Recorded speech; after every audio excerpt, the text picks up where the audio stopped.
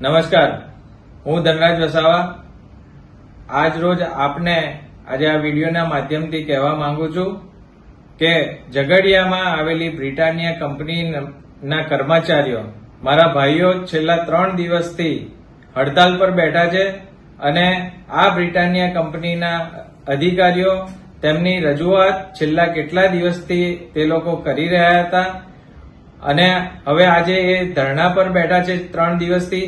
તેમ છતાં આ લોકો એમની યોગ્ય માંગણીઓ જે છે પગાર વધારવા માટે તેના માટે આ લોકો કોઈ જાતની પ્રતિક્રિયા નથી આપી રહ્યા.